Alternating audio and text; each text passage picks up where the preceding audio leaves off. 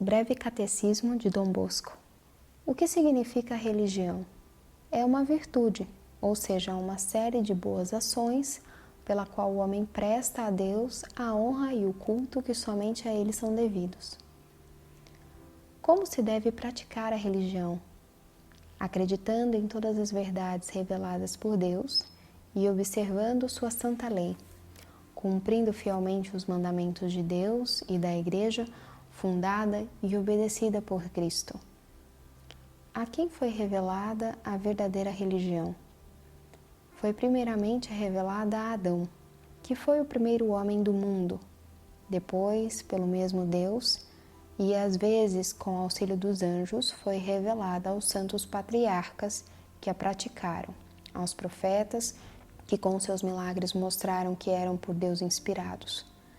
A prova disso é que, sendo Deus o único capaz de fazer verdadeiros milagres, e não sendo concebível que os faça para provar o erro e a mentira, conclui-se disso que aqueles que fizeram acertadas profecias sobre o futuro confirmam a veracidade desta revelação, pois apenas Deus sabe o futuro e pode revelá-lo aos homens. Podem ser todas igualmente verdadeiras as várias religiões que existem no mundo? Certamente não, porque a verdadeira é sempre uma só, e não pode se achar em coisas opostas. Como as várias religiões ensinam coisas contrárias, conclui-se disso que uma só deve ser a verdadeira e todas as demais são crenças errôneas, e aqueles que as professam seguem o erro e estão fora do caminho da salvação. Tem alguma semelhança entre elas? Assim como o branco não pode ser o preto, as trevas não podem ser luz. Portanto, se uma crença está em oposição à outra, uma, com certeza, está no erro. Existem os muçulmanos, os protestantes e os evangélicos e a Igreja Católica Romana. Em qual dessas sociedades podemos encontrar com certeza a religião verdadeira? Somente na Igreja Católica Romana, e isto porque somente ela conserva intacta a divina revelação, somente ela foi fundada por Jesus Cristo, verdadeiro Deus e verdadeiro homem. Somente ela foi propagada pelos apóstolos e pelos seus sucessores até os nossos dias, motivo pelo qual somente ela tem as características da origem divina. Quais são as características mediante as quais nós podemos, com certeza, conhecer a verdadeira Igreja de Jesus Cristo? As características que nos fazem conhecer ao certo a divindade da Igreja de Jesus Cristo são 4. Una, santa, católica e apostólica. A verdadeira Igreja deve ser una, porque havendo um só Deus verdadeiro, uma só fé e um só batismo, não pode haver senão uma única Igreja verdadeira. Santa, porque deve ser fundada e governada por Deus, fonte de toda a santidade, e deve ensinar a santa revelação para levar os homens à santidade e à salvação eterna. Católica, ou seja, universal, porque deve abarcar todos os homens, professar toda a doutrina de Jesus Cristo, conforme as palavras do mesmo Divino Salvador, espalhar-se por todo o mundo, abraçar os fiéis de todos os tempos e lugares, permanecendo visível até a consumação dos séculos. Apostólica, pois deve ensinar e crer em tudo o que foi deixado por meio dos apóstolos enviados por nosso Senhor Jesus Cristo, a pregar o Evangelho a todas as criaturas, e deve crer que aqueles que atualmente a dirigem são realmente os sucessores dos apóstolos. A Igreja que tem essas 4 características é, sem dúvida alguma, a Igreja de Jesus Cristo. Qual é a Igreja que possui esses 4 caracteres divinos? Só a Igreja Romana é que pode, com certeza, apresentar essas 4 características de divina, porque só ela é una, porque todos os verdadeiros católicos, ainda que dispersos pelas várias partes do mundo, nas regiões mais apartadas e longínquas, professam uma mesma fé, uma mesma doutrina e têm todos um só chefe, que é o Romano Pontífice, e como um Pai amável e universal, regula e governa toda a família católica. É santa, pela santidade de seu chefe e fundador, que é nosso Senhor Jesus Cristo, é santa a fé e a lei que professa, São santos os sacramentos que administra. Em todos os tempos, muitos santos a têm ilustrado com luminosos milagres. Milhões e milhões de mártires, alentados e fortalecidos por Deus nosso Senhor, derramaram seu sangue em testemunho da divindade dessa mesma Igreja. A Igreja Romana é católica, isto é, universal, porque está aberta a todos os homens, estende-se a todos os lugares e a todos os tempos, abraça e professa toda a doutrina de Jesus Cristo.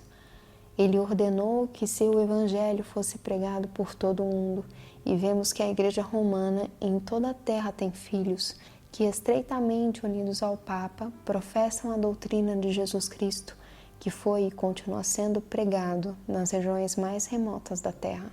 A Igreja Romana se estende a todos os tempos, porque em todas as épocas, no meio das mais sangrentas perseguições, foi sempre conhecida como sociedade visível dos fiéis reunidos na mesma fé, sob a direção de um mesmo chefe, o Romano Pontífice, o qual, como um pai de uma grande família, guiou no passado e guiará no futuro todos os bons fiéis pelo caminho da verdade, até o fim dos tempos. A Igreja Romana é apostólica, porque crê e ensina tudo o que os apóstolos creram e ensinaram, e tem por chefes e pastores os sucessores dos apóstolos. O testemunho de 20 séculos mostra com evidência que Jesus Cristo estabeleceu São Pedro como chefe da Igreja, e esse e os outros apóstolos propagaram a doutrina do Evangelho por todo o mundo. A São Pedro sucederam outros papas, que governaram a Igreja sem interrupção até os nossos dias. Aos apóstolos sucederam os bispos, que em todas as épocas e lugares formaram um só rebanho, reconhecendo só Jesus Cristo por pastor supremo e cabeça invisível, e o Pontífice de Roma por supremo pastor e cabeça visível. Sempre que alguém se atreveu a ensinar doutrinas contrárias aos ensinamentos da Igreja Romana, tais doutrinas foram condenadas pelos papas e bispos como opostas ao Evangelho e ao ensino de Nosso Senhor. Essa prerrogativa da Igreja Romana é principalmente consoladora para nós católicos. Somente na Igreja Católica, começando pelo Papa reinante, remonta-se de um Papa a outro Papa, a sucessão apostólica sem interrupção, chegando até São Pedro, príncipe dos apóstolos, erigido como chefe da Igreja pelo próprio Jesus Cristo. Nas igrejas dos hereges não existem esses caracteres divinos? As igrejas dos valdenses ou dos protestantes não possuem os caracteres da verdadeira igreja. Não são unas porque não possuem a mesma fé, nem a mesma doutrina, nem o mesmo chefe. Antes, é difícil achar dois ministros de uma mesma seita herética que estejam de acordo nos principais pontos da sua crença. Daí que estejam divididos nos mais importantes pontos. Só a Igreja Protestante, não muito tempo depois de sua fundação, era já dividida em mais de 200 seitas. Em algumas dessas seitas guarda-se a missa, em outras despreza-se. Algumas creem nos 7 sacramentos, outras em 5, algumas em 3. E há aquelas que creem em 2 e aquelas que em nenhum, onde em meio a tanta contradição pode haver unidade de fé. Não são santas porque rejeitam no todo ou em parte os sacramentos, de onde provém a santidade. Professam muitas coisas contrárias ao Evangelho, em oposição mesmo a Deus. Entre todos os hereges, incrédulos e apóstatas, não se pode citar um único santo, nem sequer um milagre. Ao contrário, os principais autores das seitas se mancharam com vícios e delitos. Erasmo, grande promotor do protestantismo, chegou a dizer que todos os homens ilustres da Reforma não puderam fazer um só milagre, nem sequer curar um cavalo manco. Não são católicas, universais, porque estão limitadas a algumas regiões, e mesmo nessas variam de doutrina conforme cada época. Não são católicas quanto ao tempo, porque possuem poucos anos de existência. Antes de Henrique VIII, nunca se havia falado de anglicanismo. Antes de Pedro Valdo, ninguém se referiu aos valdenses. Antes de Lutero e Calvino, não existia o que denominamos protestantismo. Em geral, todas as heresias começaram a existir na época de seus fundadores. Nenhum remonta até Jesus Cristo. Não são apostólicas, porque não professam, antes rejeitam o que os apóstolos creram e ensinaram. Nenhuma das sociedades heréticas pode remontar com seus membros até os apóstolos. Finalmente, não estão unidas ao Romano Pontífice, que é o sucessor de São Pedro, chefe e príncipe dos apóstolos. Existe diferença entre a doutrina da Igreja Católica de hoje e a doutrina de Jesus Cristo pregada pelos apóstolos? Não há diferença nenhuma.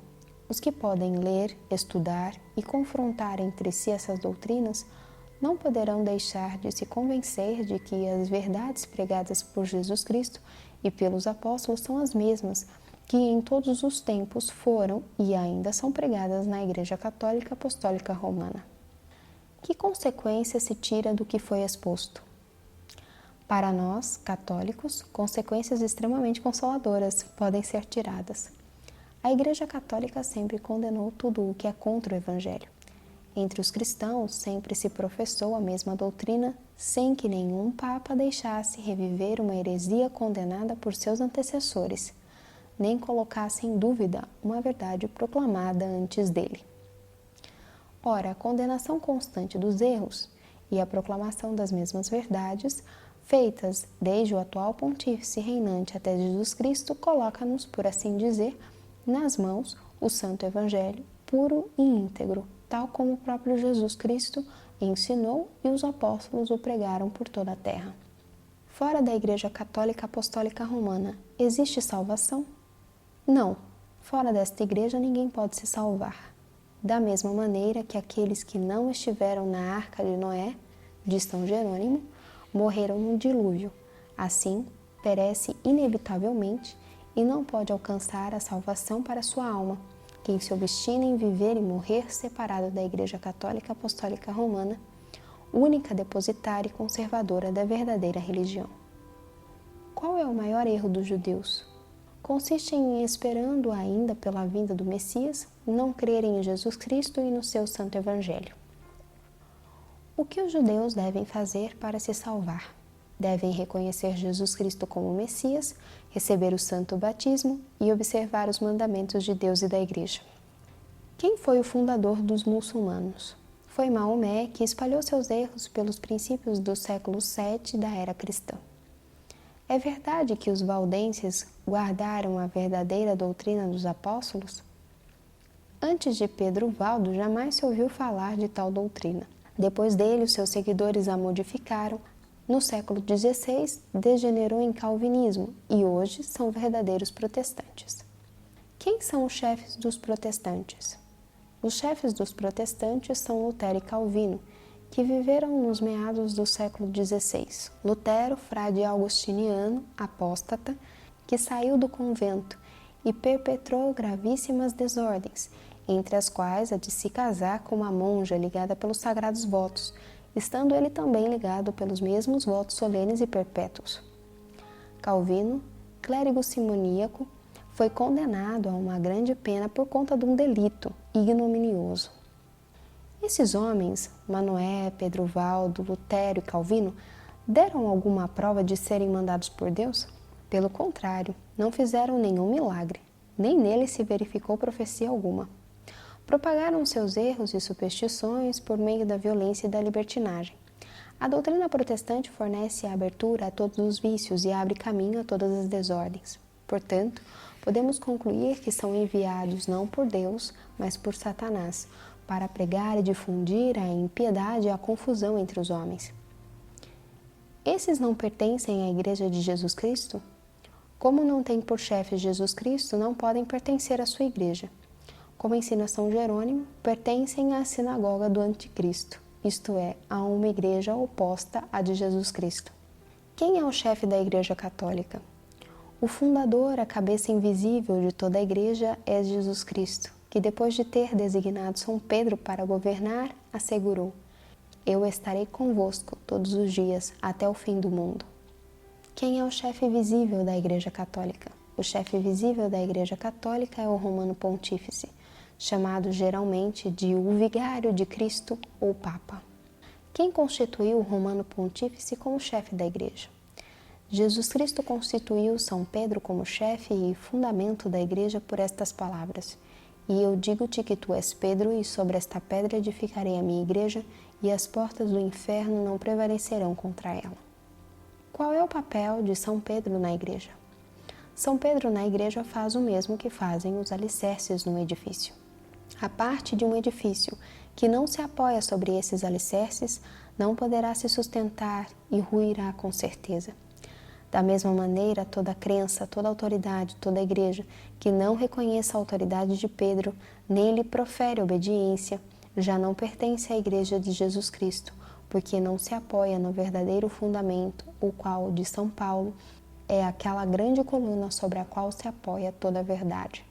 Que autoridade deu o Salvador a São Pedro? Jesus Cristo deu a São Pedro uma autoridade absoluta, que se costuma chamar primado de honra e de jurisdição, em força da qual ele pode ordenar e proibir tudo o que julgar conveniente para o nosso bem espiritual e eterno. Como Jesus Cristo conferiu a autoridade ao chefe da Igreja? Dizendo: Eu te darei as chaves do reino dos céus, tudo que ligares sobre a terra será ligado também nos céus, e tudo que desatares sobre a terra será desatado também nos céus. Mateus 16, 19.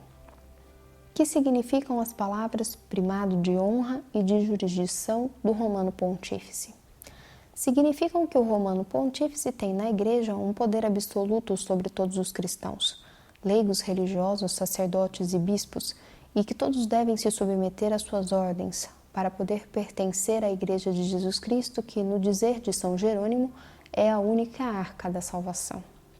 Os reis e os governantes da terra estão sujeitos ao Romano Pontífice? Os príncipes, os reis e todos os potentados da terra, ainda que dominem o mundo todo, devem submeter-se ao Sumo Pontífice se desejam pertencer à verdadeira Igreja e salvar a sua alma. Porque a sua autoridade é somente temporal e, frente à religião, são simples fiéis obrigados, como os outros, a obedecer ao chefe da Igreja. Os católicos entenderam sempre assim essa doutrina? Os católicos de todos os tempos, apoiados nessas palavras de Jesus Cristo, tiveram como verdade de fé que São Pedro foi instituído seu vigário na terra e chefe supremo visível da Igreja, que recebeu a plenitude da autoridade sobre todos os fiéis. E é, pois, evidente que esta autoridade deve durar quanto existir a Igreja, isto é, até a consumação dos séculos, pois os fundamentos devem durar tanto quanto o edifício, que se sustenta sobre eles. Consequentemente, depois de Pedro, essa autoridade passou para os seus sucessores, os romanos pontífices. Onde se encontra a doutrina da infabilidade pontifícia? Eu, porém, roguei por ti, para que a tua fé não falte, e tu, uma vez convertido, confirma os teus irmãos. Lucas 22, 32. Nessas palavras do Salvador, devemos notar especialmente 3 coisas.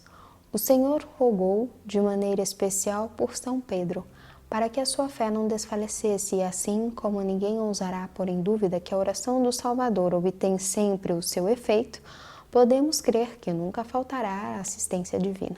Pedro está encarregado de confirmar na fé não só os simples cristãos, mas também os apóstolos e os bispos, seus sucessores. Esta infabilidade se estende a todas as ações e palavras do Romano Pontífice? Não. Somente na qualidade de Papa e chefe da Igreja, quando define coisas que dizem respeito à fé e aos costumes. O Papa pode criar dogmas novos? Nem o Papa nem a Igreja podem criar novos dogmas. Somente declaram que aquela verdade foi realmente revelada por Deus e que estava contida nas Escrituras e na tradição. Por exemplo, a Igreja acreditou sempre que Nossa Senhora foi concebida sem pecado original, mas isso nunca foi definido como verdade de fé. Finalmente, em 8 de dezembro de 1854, o Santo Padre Pio IX definiu que tal crença se apoiava na Sagrada Escritura e na tradição e, portanto, devia ser acreditada e tida como verdade de fé, desaparecendo assim qualquer discussão teológica. Que erro cometeria quem negasse a infabilidade papal? Depois da definição do Concílio Vaticano I, cometeria grave desobediência à Igreja e, persistindo no erro, se tornaria um herege, deixando de pertencer à Igreja de Jesus Cristo. Se não ouvir a Igreja, considera-o como um gentil e um publicano. Mateus 18:17. Os protestantes dizem: nós acreditamos em Jesus Cristo e no Evangelho, por isso estamos dentro da verdadeira Igreja. Não é verdade, porque não acreditam em tudo aquilo que Jesus Cristo ensina no Evangelho e rejeitam muitas verdades pregadas pelos santos apóstolos. Como não possuem um chefe, permite-se uma livre interpretação do Evangelho, trazendo enorme confusão sobre as verdades da fé, abrindo largo caminho ao erro. Por isso, são como ramos cortados da árvore, como membros de um corpo sem cabeça, como ovelhas sem pastor, como discípulos sem mestre, separados da fonte da vida, que é Jesus Cristo. Algum protestante pode se salvar? Somente aqueles que morrem antes de atingir o uso da razão, que ocorre aos 7 anos de idade, contanto que tenham sido validamente batizados. Podem se salvar os que estão com reta intenção, isto é, firmemente convencidos de que estão na verdade. Esses no coração são católicos, porque se conhecessem bem a religião católica, com certeza a abraçariam. Que devem fazer os protestantes para se salvar? Devem renunciar aos seus erros, entrar na Santa Igreja Católica Apostólica Romana e estar em unidade com o Vigário de Cristo, que é o Papa. Quem se obstina em viver separado, perecerá para sempre.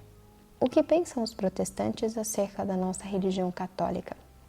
Reconhecem que tem havido grandes santos, que operaram grandes milagres e que, vivendo de acordo com os preceitos da Igreja Católica, podem se salvar. O que os católicos dizem a respeito das seitas protestantes? Seguindo a doutrina infalível da Santa Igreja, dizemos que os protestantes, se não voltarem à Santa Igreja, não poderão se salvar.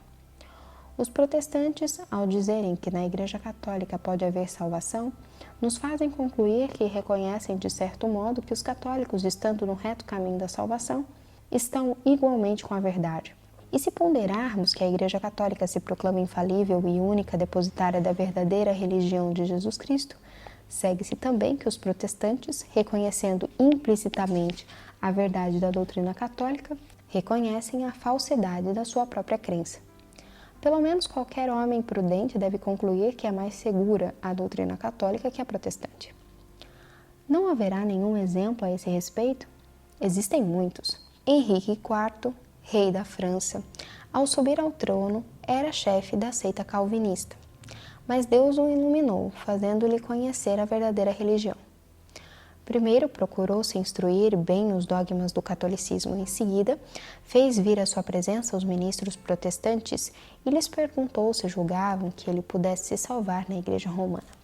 Depois de séria reflexão, disseram que sim. Então o rei replicou com notável sensatez: por que então vós a abandonastes? Os católicos afirmam que ninguém pode obter salvação dentro da vossa seita. A razão pede que eu siga pelo caminho mais seguro e prefiro aquela religião em que, por opinião geral, posso salvar-me. A seguir, o rei renunciou à heresia e retornou ao seio da verdadeira religião. Qual é a singularidade da Igreja Católica em suas relações com as sociedades heréticas? Embora tenha sido perseguida em todos os tempos pelos hebreus, gentios, hereges e maus católicos, alcançou de todos os ataques completa vitória, conservando-se pura e inalterável, como Deus a fundara.